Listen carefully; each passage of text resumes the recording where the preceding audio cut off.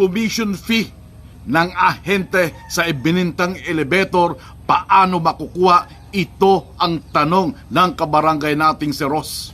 Attorney Dong, ano po ang magandang gawin regarding sa commission ko na kinukuha worth 200,000 pesos? Meron kaming kontrata na pinirman pero mailap na yung tao na kausap ko. Lagi na lang nangangako pero hindi natutupad.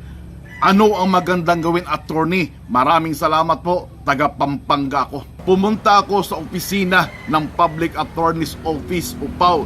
Pero ang sabi sa akin, kapag lower than 1 million ay hindi na raw po ito nilasaklaw. Sa Municipal Trial Court na daw po ako. Lagi na lang nangangako at wala daw siyang pakialam sa pinirmahan namin na agreement.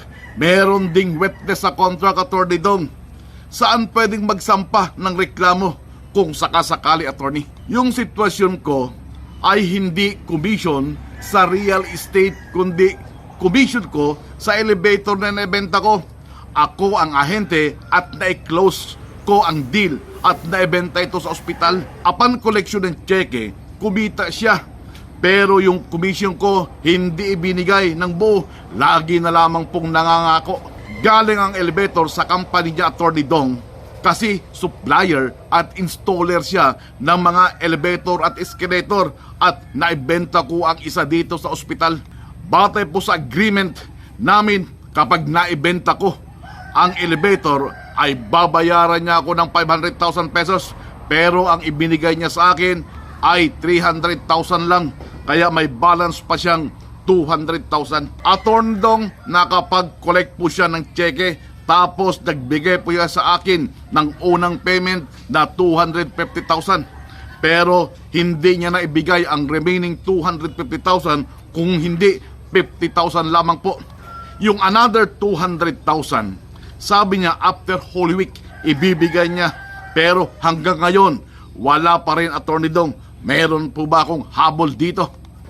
Ang sabi niya, kapag nakakolek siya uli doon sa other project niya, saka na lamang daw niya ako babayaran, pero wala po itong assurance if ibibigay niya pa yung 200,000 pesos na balance na pinagpaguran ko naman. Bago ang sale ng elevator, ang usapan namin, kapag naibenta ko ito ay bibigyan niya ako ng 500,000 pesos upon collection. Nakapag-collect nga siya, pero hindi niya nga po ibinigay ng buo ang commission ko.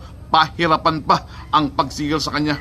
Ngayon, hinahabol ko po yung 200,000 pesos. Sa hirap kasi ng buhay, nagtatrabaho ako ng patas para pambuhay sa pamilya at nag-iipon para sa pagpapaaral ng mga bata. Dahil kung magkukulehiyo ng mga ito, kahit pa paano ay meron po akong pampaaral. Magkaibang bayan kami, nakatira. Sa Quezon City siya at ako dito sa Pampanga. Sana matulungan niyo po ako. Bago po natin ilatag ang mga batas may kinalaman sa tanong ni Ross, akin pong hiling na patuloy niyo pong suportahan ang aking YouTube channel na Katitikang Legal. Mag-subscribe na rin po kayo dito at i-share sa ating mga kaibigan at kababayan para sa higit pang paglago ng mga kaalamang legal dito sa ating bansa. Marami sa ating mga kababayan na nabubuhay ng hindi patas sa kanilang pakikipag-usap at transaksyon sa kanilang kapwa. Ang tawag sa ganitong mga tao ay balasubas. Ayon sa batas, ang anumang obligasyon batay sa kasunduan ay dapat na taimtim na sinusunod at ito ay may bisa sa pagitan ng magkabilang panig. Ito po ang isinasaad ayon sa Article 1959, The Law on Obligation, Civil Code of the Philippines. Ayon pa rin sa nasabing batas, para maging balido ang anumang kasunduan, dapat ay mayroon itong mga kinakailangang elemento ng consent, subject matter at consideration. Ito ay ayon sa Article 1318, The Law on Contracts, Civil Code of the Philippines. Sa kaso ni Ross, dahil mayroong kasunduan sa pagitan nila ng may-ari ng naibenta nitong elevator, marapat lamang na bayaran ito ng nararapat na komisyon ayon sa kanilang naging kasunduan. Ang elevator ay isang uri ng movable property at hindi sakop ng Real Estate Service Act of the Philippines o Republic Act 9646 o yung tinatawag na Rizal Law. Dahil dito wala pong batas na nagbabawal sa isang individual na makipagkasundo na maging ahente at magbenta ng katulad ng ganitong mga gamit.